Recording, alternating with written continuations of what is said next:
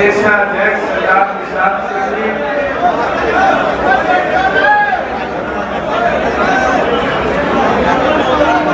Party के वरिष्ठ राष्ट्रीय उपाध्यक्ष डॉक्टर केसी वाकड़ जी, संगठन के सचिव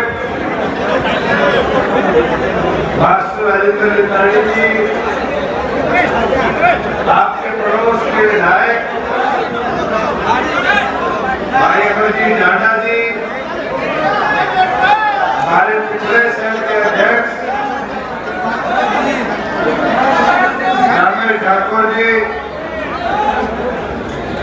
हमारे युवा इकाई के अध्यक्ष आपके बेटे भाई रविंद्र जी, मंच पर बैठे जिला अध्यक्ष बलवान सुहाग जी, मंच पर बैठे आपके हल्कों के अध्यक्ष भाई सुरेंद्र जी, संदीप जी, जेपी भाली जी, राजेश सैनी जी, आपके सुख दुख में रहे साथी, पूर्व में रहे आपके उम्मीदवार संगठन के वरिष्ठ ज्ञान मोखरा जी, हमारी महिला अध्यक्षा मीना पटोली जी, हमारे बीच में हमारी युवा की सारी बैंक की टीम, पूर्व अध्यक्ष भाई संजय जी, रामे राठी जी, और जैसे जैसे मैं पीछे मुड़ रहा हूँ दो जगते रेवड़ा जगते फिर उतने लंबा भाषण नामों में चला जाएगा। तो तमाम आज आप लोगों ने घर घर जाकर पिछले 20 दिनों में उसका प्रचार भी करने का काम किया और साथ में युवाओं को जागरूक किया कि ज्यादा से ज्यादा युवा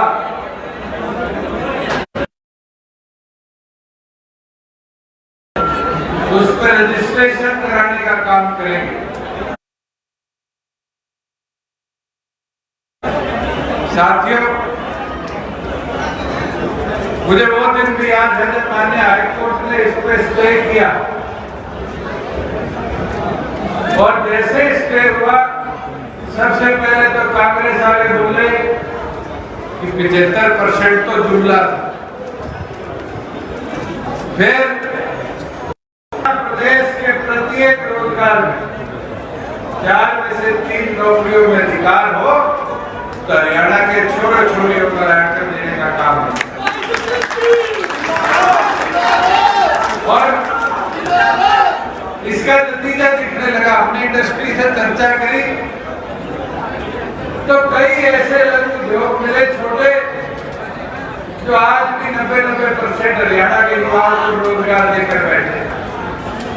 मगर वही आपके लोग में बड़ी बड़ी कंपनियां हैं,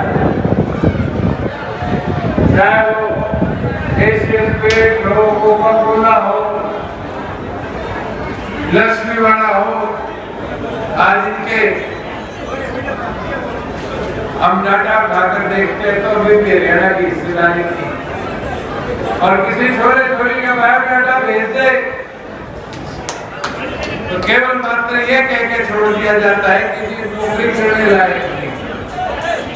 बैंक के अंदर तो कॉलेज भी है, ITI भी है, पोर्टेक भी है, करोड़ों रुपए सरकार भी वहां लगाती है। अगर उस क्वालिटी को सुधारने की जरूरत है तो इंडस्ट्री को साथ आना पड़ेगा। और पीछे 5 शहरों में मैंने भी प्रयास करके बैठने के और उसका लाभ मिला। अब इंडस्ट्री खुद मांग करने लगी कि ITI के साथ हमें जोड़ने का काम करो, जोड़कर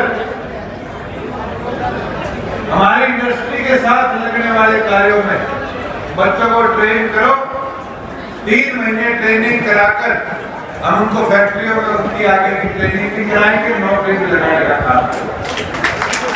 और मैं आपको एक विश्वास दिला देता हूं कि अगले 365 दिनों का मेरा लक्ष्य भी यही कि हरियाणा प्रदेश के तमाम आईटीआई और पॉलिटेक्निक क्लास बंद होने के कगार में उनको इंडस्ट्री के सहयोग से लेटेस्ट टेक्नोलॉजी से अपग्रेड कराए कि यहाँ ट्रेनिंग करे हुए हर छात्र का रोजगार हम सुरक्षित करते हैं। बुजुर्गों, युवा साथियों, ये बड़े अच्छे 2.5 साल बड़े अच्छे रहे। जितने सुधार करने का हमने प्रयास किया, जब हम सुधार कर देते थे तो विपक्ष में बैठे लोग आकर कहते थे देखो घोटाला हो गया। मुझे याद है वो दिन जब गोदामों में गेहूं में पानी डाला जाता था, चोरी होती थी कि सरकारी सेक्टर एक भी कटा। आपके रोहतक में उठा लो, सन सिटी आ गई, फलानी सिटी आ गई। कभी सुना था हुड्डा ने नया सेक्टर बढ़ा के काट दिया। लगभग 63 से 65,000 एकड़ की इनमें change of land use private sector के लिए कराने का काम। हमने तो आकर उस कानून में प्रावधान बदले, सख्ती बढ़ाई, मॉनिटरिंग बढ़ाई, डिजिटलाइजेशन का फायदा उठाया और जो लोग दोषी थे उनको सस्पेंड भी किया, एफआईआर भी करी, उनके खिलाफ इंक्वायरी भी शुरू करी। तो ये लोग बोलने लगे रजिस्ट्री घोटाला। मैं आपको ये विश्वास दिला देता और इस महम की धरती से, जिससे हमारा 4 पीढ़ियों का साथ है, मुझे वो भी दिन याद है, बुजुर्गों ने बताया हुआ है कि न्याय यात्रा की शुरुआत अगर हुई थी तो चौधरी देवीलाल ने इसी चबूतरे से, इसी महम की धरती से करने का काम किया। चौधरी देवीलाल की विधानसभा में मुख्यमंत्री बनकर पहुंचे 87 में, तो भी इस महम की धरा का बहुत बड़ा योगदान था। आप लोगों का साथ और प्यार था, जिसने ऐतिहासिक 85 सीटें जिताकर हरियाणा विधानसभा में बहुमत देने का काम किया। इस देश के उप प्रधानमंत्री बने, 3 लोकसभाओं में लड़े और आपकी इस रोहतक की लोकसभा के अंदर भी अगर सबसे बड़ी लीड किसी एक हल्के से थी तो इस महम विधानसभा से चौधरी देवीलाल आने वाले टाइम में भी चौधरी देवीलाल जी ने आशीर्वाद देके बाली पहलवान को भेजा, आपने 2 बार उनको भी जिता के भेज दिया था।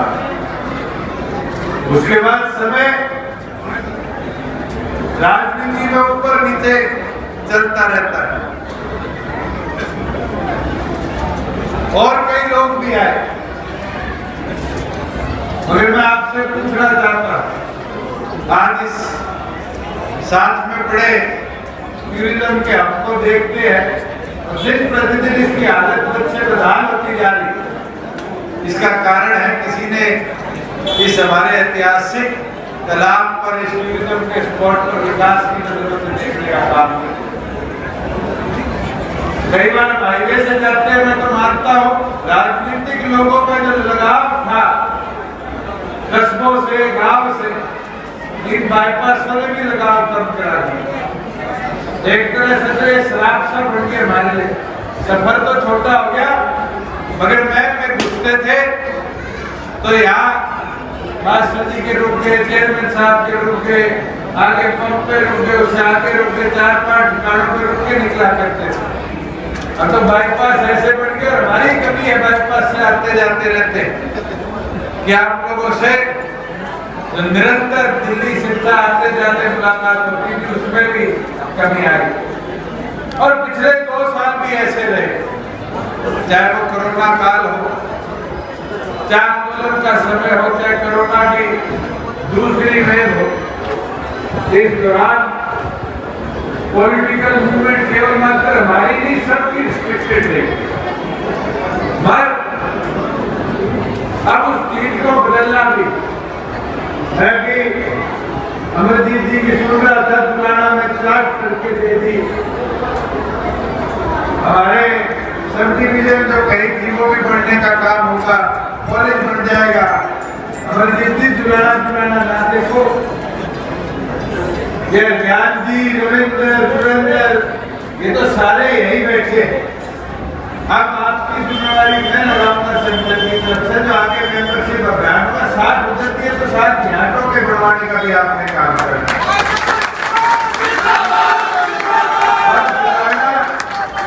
और सफेदों में तो कोई ज्यादा फर्क नहीं, आपके तो 30 गांव में एक दूसरे की डोर पे बैठे हैं, तो जितना समय वहां लगाते हो मैं भी प्रयास करूंगा उतना समय मैं भी दे पाऊं, मगर आपकी जिम्मेवारी है हफ्ते में 2 दिन इधर भी आके कार्यकर्ताओं के जो काम है उनको पूरा करवाने का काम।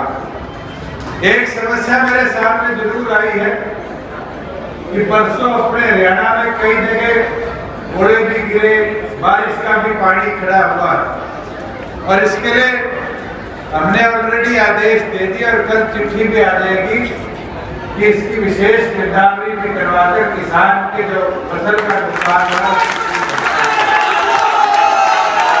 और इसका आपको जरूर बताऊंगा कि इतिहास में पहली बार हुआ है, पत्रकार साथी भी इसको फैक्ट को चेक कर सकते हैं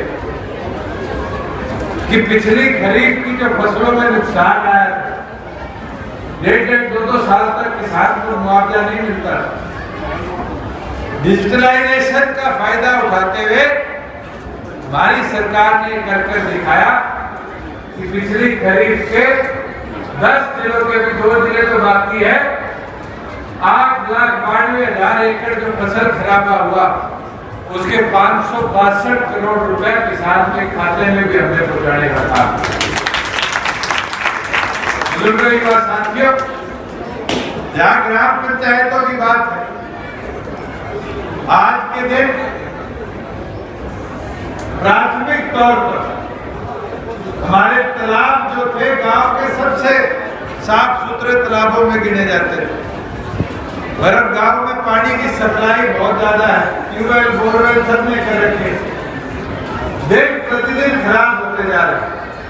पिछले दिनों हमने ये निर्णय लिया है HRDF से 600 करोड़ रुपया देकर अगले 2 साल के अंदर हरियाणा प्रदेश के 14,000 तालाबों को सुधारने का भी हम काम करेंगे।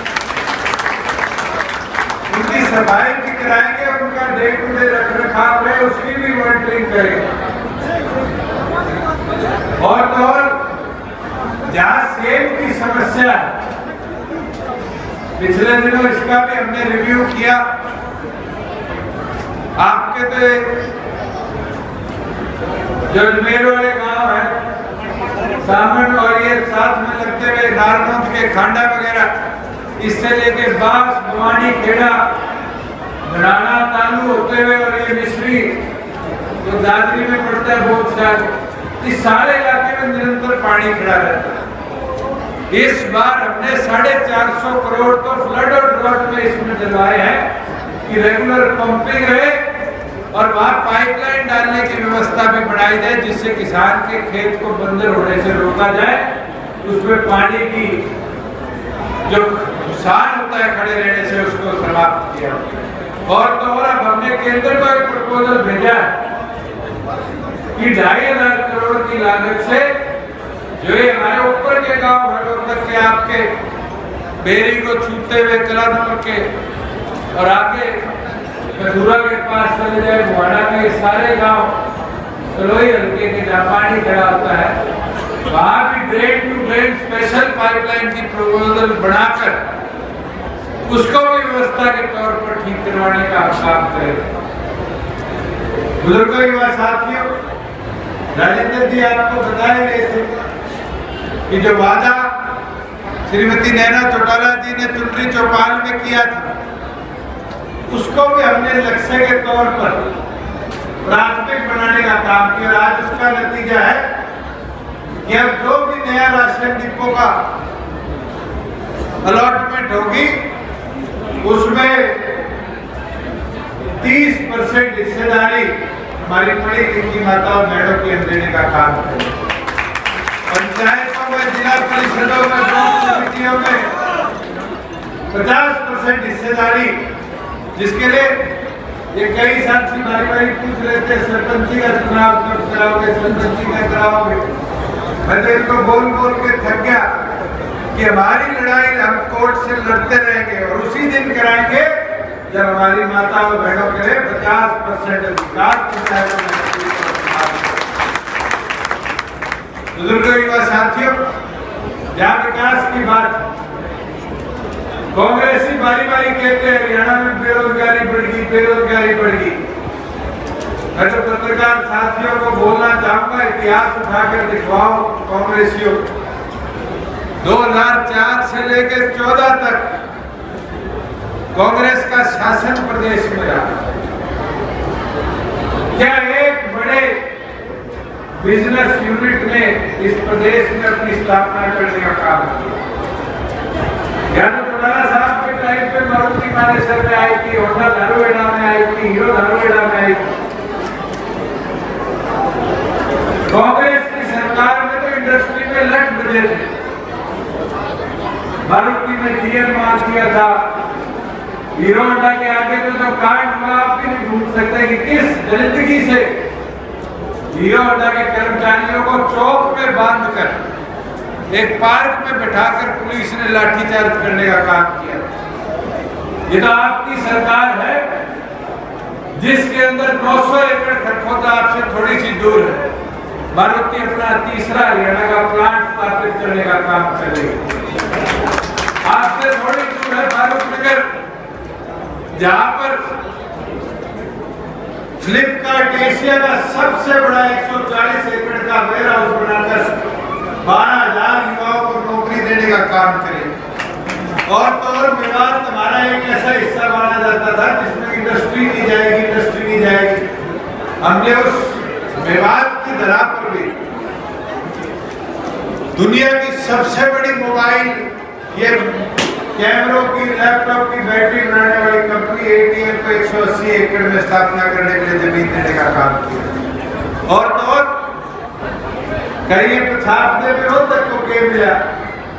मैं आपको ये भी बताना चाहता हूँ कि हम पिछले दिनों बहादुरगढ़ गए थे एसोसिएशन से मिलने, और फुटवेयर एसोसिएशन बहादुरगढ़ की एक मांग थी कि हमें 500 एकड़ जमीन दी जाए। हमने प्राथमिक तौर पर उनको ऑफर दे दिया कि जिस दिन वो चाहे रोहतक के IMT 3 के अंदर 700 एकड़ जमीन फुटवेयर पार्क के लिए हम देने को तैयार हैं। वो अपनी इंडस्ट्री को बढ़ाना का काम करे, हरियाणा के युवाओं को रोजगार देने का काम करे। और तो और अब मैन हो गया या मोखड़ा हो गया, जितने अपने बड़े गांव हैं इनमें जमीनें बहुत हैं और वहां पर इंडस्ट्रियल क्लस्टर आए, छोटे लघु उद्योग आए। उसके लिए भी हमने पिछली 15 तारीख को पद्मा स्कीम को लॉन्च करने का काम किया, जिसके अंदर अगर इधर कोई आकर इंडस्ट्रियल हब बनाना चाहता है, 20 एकड़ का, 50 एकड़ का, 10-15 यूनिट आना चाहते हैं छोटे उद्योगों के लिए, तो उसके इंफ्रास्ट्रक्चर डेवलपमेंट के लिए भी 75 से 85% तक सब्सिडी सरकार अपनी जेब से भरने का काम करेगी। बुजुर्गों, युवा साथियों, मैं तो एक चीज जरूर आपको बोल सकता हूं कि हमारा प्रयास है कि हम प्रदेश के प्रत्येक क्षेत्र का बराबर विकास और उन्नति करने का काम करें। और उसके लिए एक चीज जरूर आपको बोलना चाहूंगा कि जैसा प्यार लगाव आपका रहा है, ये जोश, ये उत्साही हुई आप चलने देना। अगले 2.5 साल के अंदर आपको खुद दिखेगा कैसे प्रदेश की, कैसे मैन की तस्वीर आप लोगों के सहयोग से हमने सुधारने का काम किया। अंत में मैं एक चीज जरूर बोलूंगा, और ज्ञान खड़ा मेरे साथ, भाषण भी करंटदार देने की बजाय निराशावादी दे गया। मगर एक चीज आज मुझे दुख हुआ इस चीज का कि जेजेपी का पोस्ट होल्डर, जेजेपी का वर्कर इस तरह की बात कर रहा है। मैं एक चीज जरूर बोल सकता हूँ, अधिकारी भी जरूर सुन ले, चाहे मेरी ताई बैठी है, ताऊ बैठा है, भाई बैठी है, बहन बैठी है, ये सोच लेना अगर ये आपके दफ्तर में अगर फोन पे फोन करते हैं तो दुष्यंत का फोन आपके पास आ रहा है, इसका सम्मान मेरे